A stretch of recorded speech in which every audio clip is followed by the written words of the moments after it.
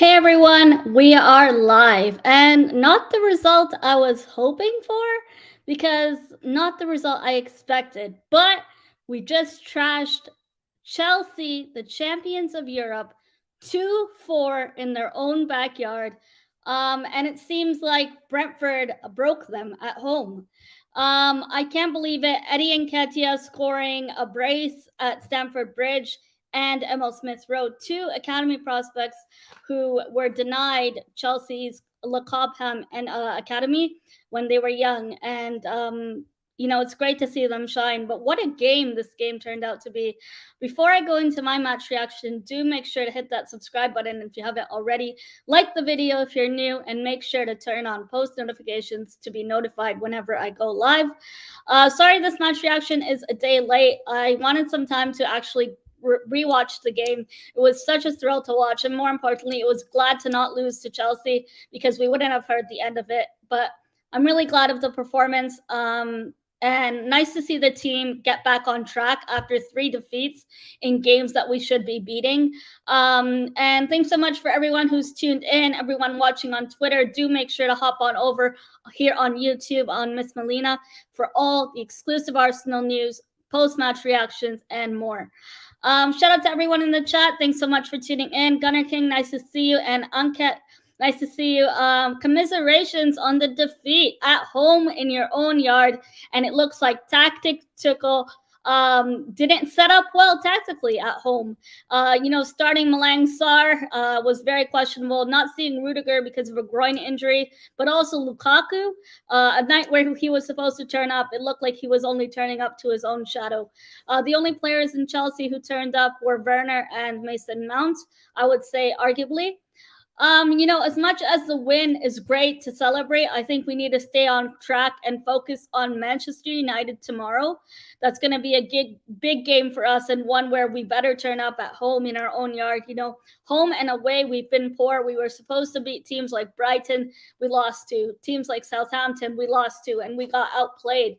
And it seems like ever since Lacazette was dropped, he's been seen in training, but he was on the bench. And I'm glad that Arteta is starting to see that Lacazette up front is deflated, and it feels like we're already starting the game with 10 men out. But before I go on to my match reaction, let me go ahead and run back that intro real quick.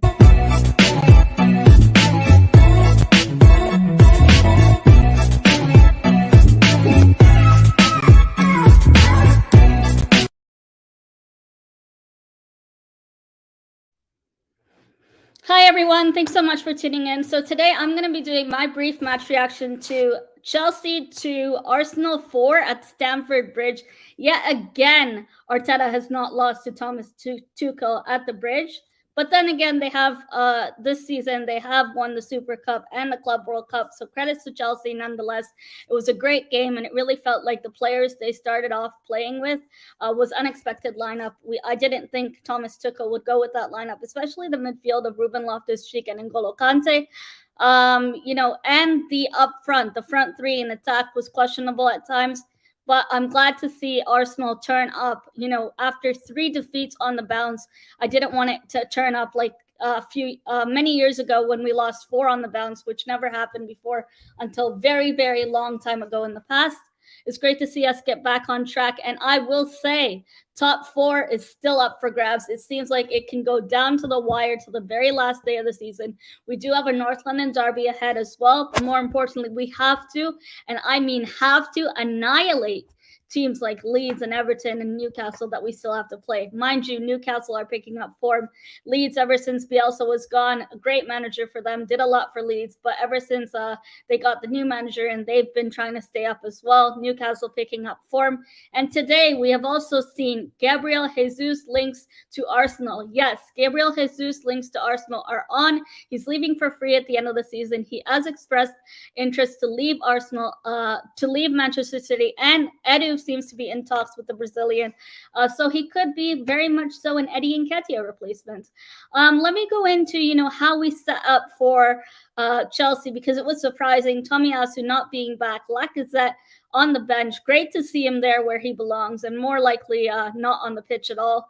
But it was nice to see Eddie Nketiah get some minutes, and more importantly, Eddie Nketiah turn up with some confidence at the bridge. Shout out to everyone tuned in. HXW says, Arsenal trashed us. I wish Chelsea will do something against West Ham. Gunnar King says, apparently we're in advanced talks for Gabriel Jesus. What are your thoughts? Yes, that's right, Gunnar King. I did see the news article earlier about an hour ago that we are in advanced talks for Gabriel Jesus. I do admire him because he is Premier League proven, and I do think just with a bit more training and confidence, he can shine for us. And I feel that he will be our Eddie Nketiah replacement. I think if we get Gabriel Jesus and another striker, it's looking like a massive upgrade. And at this point, as much as Lacazette and Aubameyang have done for us, it's time to move on from Lacazette, move on from Eddie Nketiah, and cut our losses with the Nicola Pepe signing, the 72 million. It seems like he's not getting any minutes under his belt. It would have been nice to see him start the Chelsea game, but Eddie Nketiah scored a brace, so I'm not taking that back. Hi, Revenite. Nice to see you in the chat. Hi, Mount Season. Yes, I remember you. And shame you guys lost at home. Home form at Chelsea isn't looking good. And it seems like some people are starting to turn on Thomas Tuchel himself. But Chelsea have West Ham next, so let's see what happens. And then Manchester United thereafter in the double game week 34. Meanwhile, here in our home ground, we do have to play Manchester United with Harry Maguire not being able to start the game due to bomb threat in his home, it seems like. And with Varane being injured, it seems like they would go for Lindelof as well as Aaron Wan-Bissaka potentially, with Elanga and Sancho potentially to start in my predicted lineup at least. I do feel like Elanga and Sancho will be given a start. It seems like they haven't been getting much game time recently. And, they did sign Eric Ten Hag for next season. So it's going to be interesting to see how long Manchester United will take to rebuild. They do have a lot more senior players, aging players than us. And also they have an 80 million fridge that they have to deal with. So Manchester United, I don't see you touching a trophy before us, but nice to see you guys, getting Eric Ten Hag, a very experienced manager. But let's see how long it will take him to rebuild. Meanwhile, Antonio Conte on the road down from us seems to be, catching up, and we're neck and neck in the top four race. I still do not think Arsenal are out of the top four race. I think we are very much so still in this top four race. It's just a matter of consistency and continuity. If you guys noticed earlier this week, Thomas Partey was back into training, doing some exercises in fitness and starting to get back in shape with physio. So I know he had a massive injury, as well as Kieran Tierney, who had surgery. Wishing him well and wishing him good health. But it would be nice to see Thomas Partey return from the North London Derby. We could use him there. Ankit says, trust in Thomas Tuchel for me. Guy's been through a lot. Shame on folks who threaten Maguire. I agree with you 100%. Revenite says, Gabriel Jesus would be a great signing. You need more of those type of signings. A few of those and a superstar would improve Arsenal immensely. And you know what? The thing is with Arsenal right now, we have a very thin squad. We have a very young squad. Assuming and knowing that we're only playing one game a week, I understand the thin squad. But, losing Kieran Tierney, losing Partey really costed us some of the games that we should have won. It was nice to see us get a result, to Chelsea, not having Thomas Partey, not having Tomiyasu, and not having the likes of, Kieran Tierney there. Seeing Nuno Tavares improve his game. In the first half, he was a bit shaky decision-making wise, but the second half, he did improve. A player I want to give massive credit to, who often, doesn't get credit, doesn't get embraced, but is a great squad player, who Arteta himself today in the press conference expressed massive appreciation for, is Mohamed El-Neni. And I know it's Ramadan, so shout out to everyone who is fasting. I wish you all a blessed Ramadan. But more importantly, El-Neni played very well on match day, and it was great to see the other day. The link-up play with El-Neni and Granit Xhaka was great to see. El-Neni seems to be that player who just does the basics, but also really helped us in midfield, didn't put a foot wrong, and someone who, I would even have up there for equal man of the match, along with Granit Xhaka. I think Granit Xhaka made, a very immense impact in the game on Wednesday night, and it was great to see him not cost us a game. One thing I will say that kind of upset me was the second goal that Chelsea scored. I believe it was Aspilicueta's goal.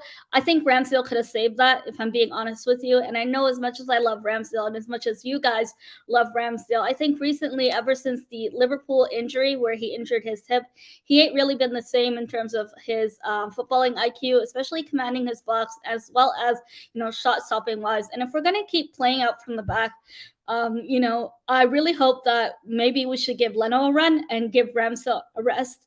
And hopefully, he's not playing with an injury. Martinelli did not start the Chelsea game because he did have a shoulder injury. And then the last game against Southampton, he was playing with a shoulder pad from therapy on his shoulder. And it was obvious, you could tell in the game. Thank you so much, Macy, for tuning in. I am looking forward to the game tomorrow. I'm not nervous. I'm actually pretty confident for this game. I know Man United and Arsenal seem like two apples in a bad bunch, but I think top four is still up for grabs. Even with Manchester United, I would not rule them out. I know Tottenham have to play Liverpool next, so it's going to be interesting to see. They do have Brentford this weekend, and I think Brentford might actually get a result against Tottenham. You never know. Look at Brentford. They destroyed Chelsea, and no one expected that as well. So it's going to be a great game week this week. It's a double game week 34. So do get in your Chelsea assets for FPL along with your Man City players, because Man City do have a very easy fixture against Watford. And I'm looking at the likes of Raheem Sterling myself for my team. Start some FPL coverage there, along with Cancelo and Laporte in defense. And also, Liverpool are playing a derby against Everton. It'll be great to, stack up, triple up on your Liverpool players with Mohamed Salah, Jota, or Luis Diaz, depending on who gets more minutes. Because Firmino is not yet back in training, I am personally going for Jota. He was rested in the last game, so he is in my pick for my free hit 34 team. And even someone like Robertson, Trent, clean sheet potential, and Liverpool are on a title run. Personally, myself, I see Liverpool winning the title this year. I don't see Man City retaining it. But unfortunately, it pains me to say it. I think Man City will be UCL champions this season. I think Manchester City will beat Real Madrid on two legs and end up lifting their Champions League trophy hopes. Hi, Curved Class. Thanks for tuning in. I appreciate it. And hi, Talk Menu. Thanks so much for tuning in. Going back into the game, Ben White and Gabriel did have a good game. Ben White should have been stronger for the second half, but he worked hard all night and defended pretty well. Rob Holding, he didn't necessarily have an easy first start. It took him time to grow into the game, a bit rusty at first, but he grew into the game and he stuck well in defensively. Gabriel had a great game. Lukaku got no chance out of him, couldn't even get a sniff into him, and his presence was really important. He made 6 clearances overall and 4 tackles. Nuno Tavares, it was great to see him improve on the ball. He worked really hard and he was involved in Eddie's second goal as well with a great pass to Eddie Nketiah.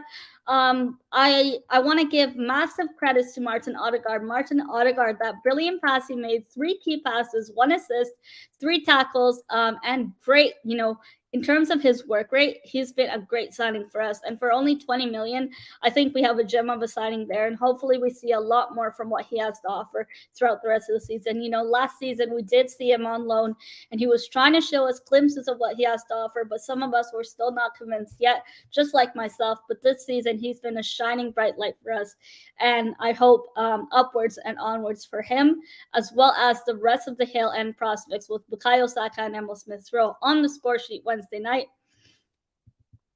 The penalty decision from Aspilicueta, Bukayo Saka did first and well truly gave Alonso a very hard time, especially pace-wise. He scored a goal considering this was his first penalty ever since that big Euros miss at the finale. So it was great to see Bukayo Saka get that confidence. Martin Odegaard stepping up to Bukayo Saka before he was going to take that penalty. And if you guys watched the replay, Cedric actually wanted to take the penalty. And with all due respect, if Cedric had taken that penalty, it would have ended up in NASA.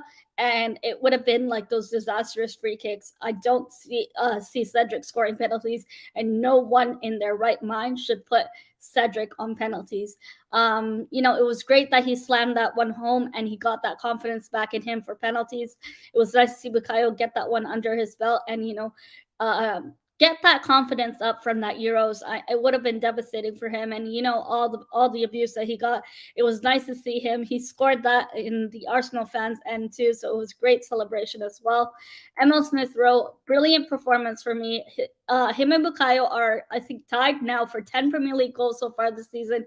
And he helped Nuno at the back too, if you guys noticed at times, which is great to see him get involved there. And this is what happens when you play players in their right respective positions.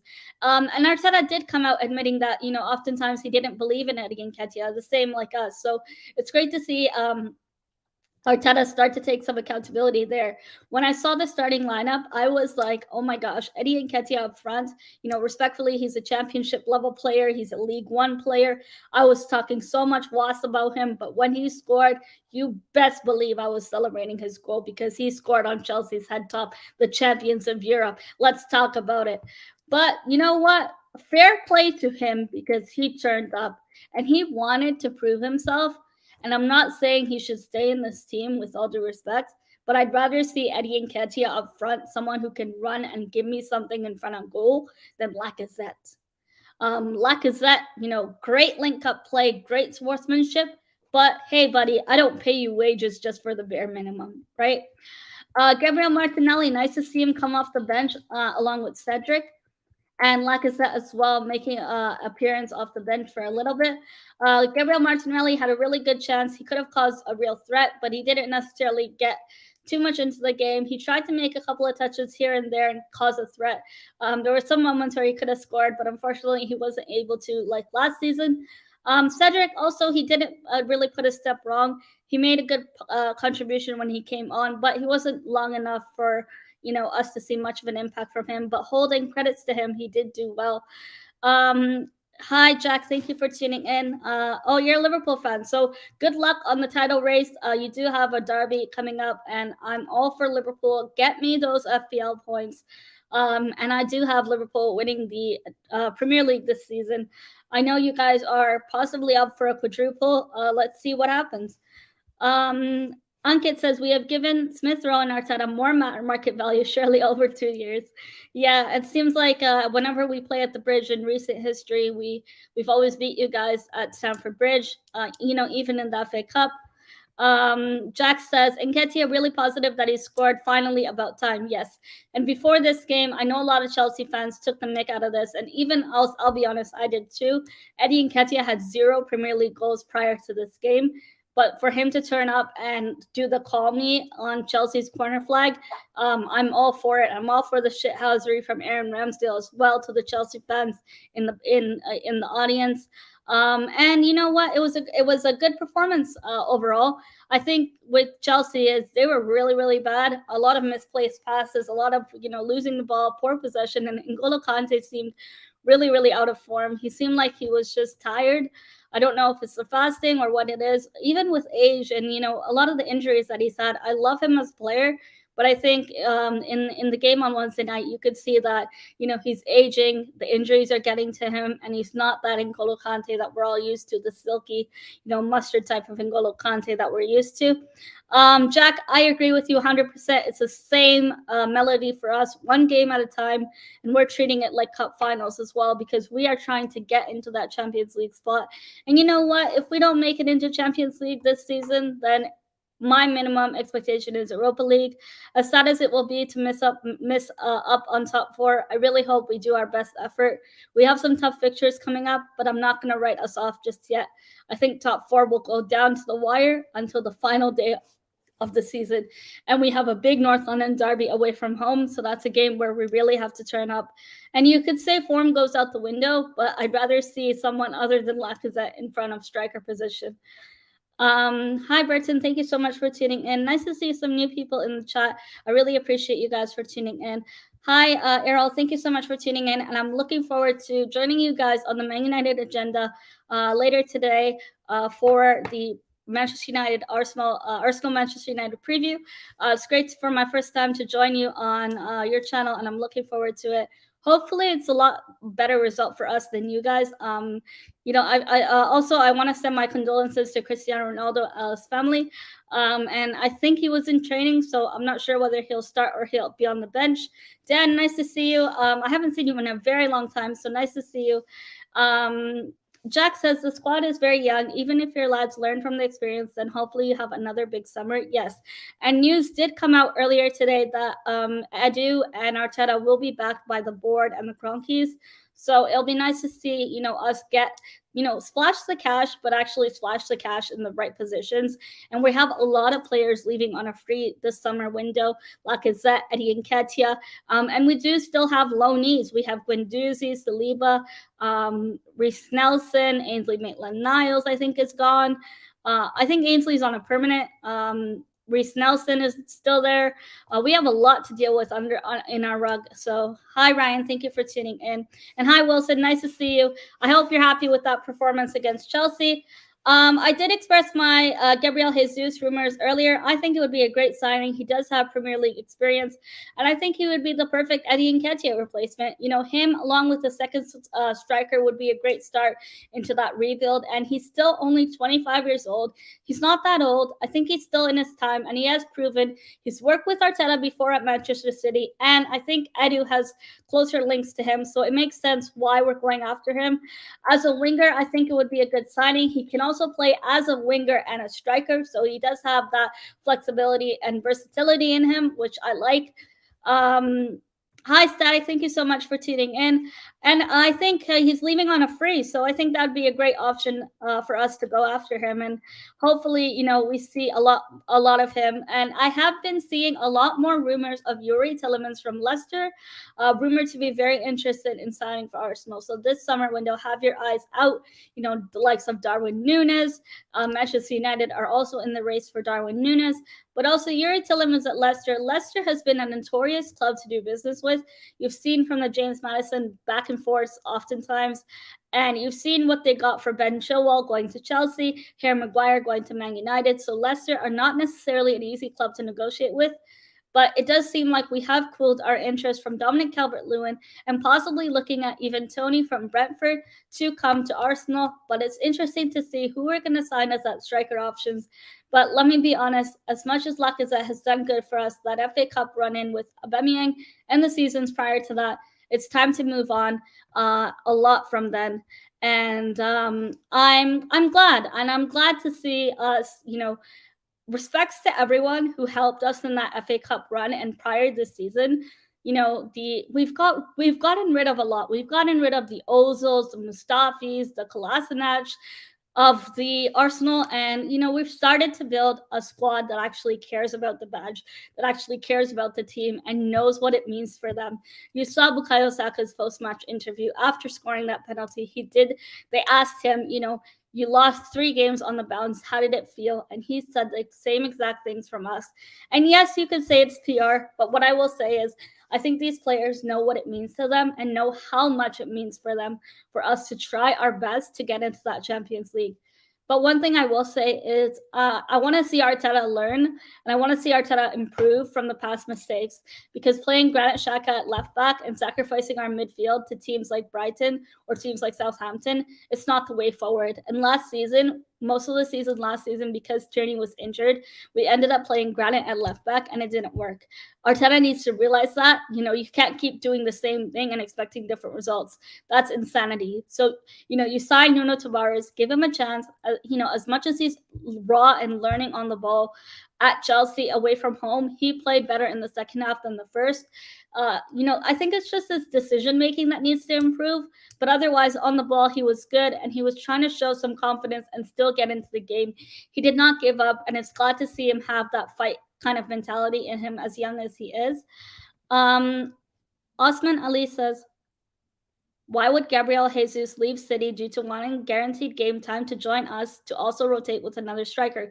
He won't join unless he's the first choice striker, hence why I don't want him. I don't think so. I mean, I guess I understand because he doesn't want to be on the bench, but I do think that he'll be one of a great, possibly even a winger. He can play winger instead of striker, but I think Arsenal are looking for him as a striker instead of a winger. And it's safe to say, I think Pepe is going to be something we're cutting the losses with. 72 million signing, it didn't necessarily work out, and hopefully he goes back to Lille or goes back to the France, any France team, and proves us wrong, does well there. I think in those leagues he gets a lot more space to be a maneuver and shaker in the game, and unfortunately his time at Arsenal didn't work out. Um, Wilson says, I still believe that Arsenal need to strike two strikers because we lack quality and so light as well. Yes, I agree. And if we were to get someone like Gabriel Jesus as a striker, then I would want someone else also up front, and hopefully someone else that's Premier League proven, like the likes of an even Tony.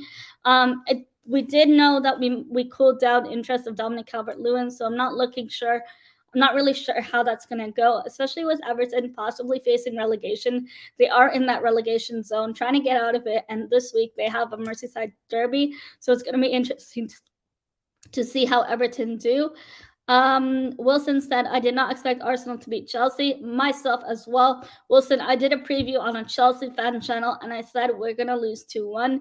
For us to, score first, and then I know we conceded twice, but to win that game and to hold on to our lead finally in the end was really, really tasteful, and nice to see us bounce back from a 4-0, from a three game deficit. Hi, why not? Thank you for tuning in. Hope you're happy with that result. And I know you're probably going to say Chelsea were really bad. That's probably why we won. I do agree that Chelsea were really, really bad.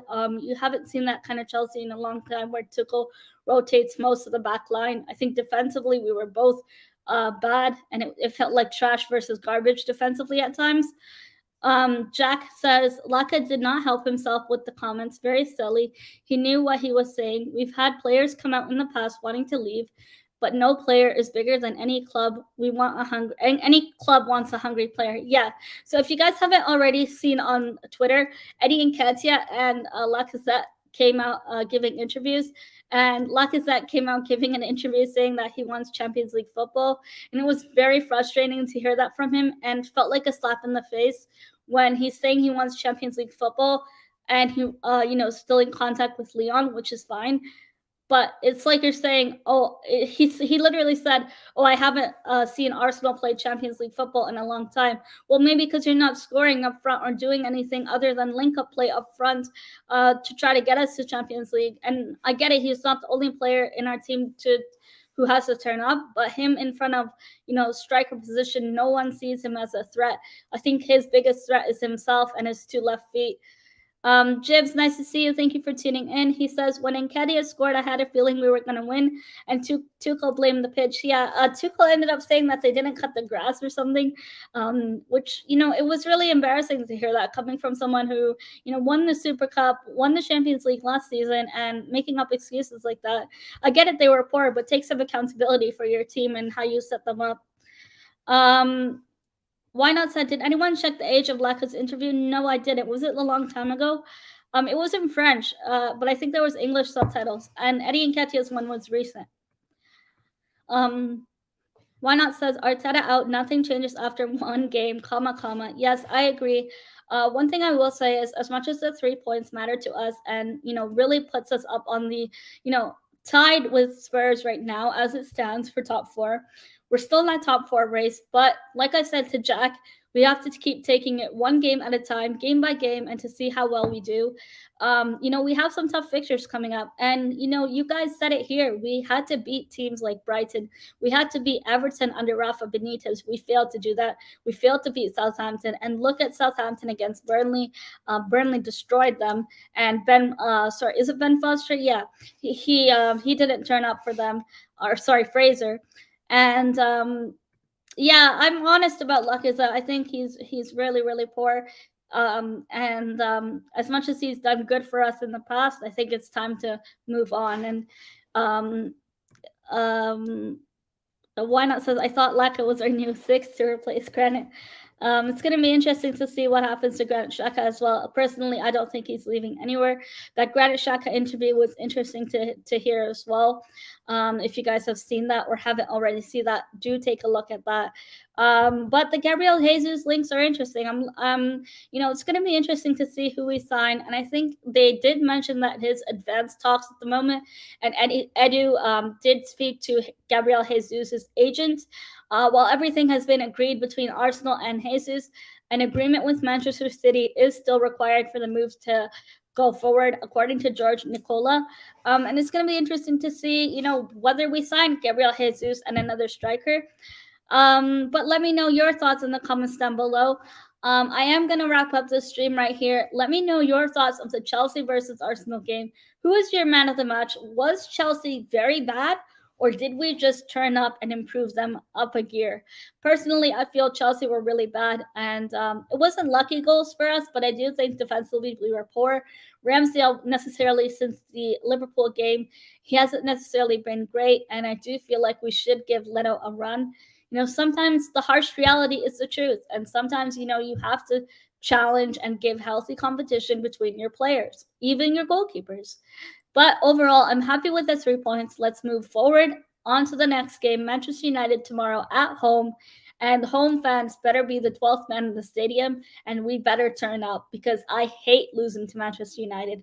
And hopefully we turn up, we get the 3 points, and we keep it stepping. But that's all. That's all for me today. Let me know your thoughts in the comments down below. Who's your destined and your favorite summer signing of the summer transfer window? Let me know who you think is your preferred 11 for tomorrow's game. Do you think Lacazette is going to start, or do you think we are going to go with the same lineup as the Chelsea game and try to play to our best strengths and try to get Man United on the counter attack? But for now, take care of yourselves, take care of each other, and I'll be back on Sunday for my match reaction of the Manchester United game. Come on, you Gunners, and let's get the 3 points.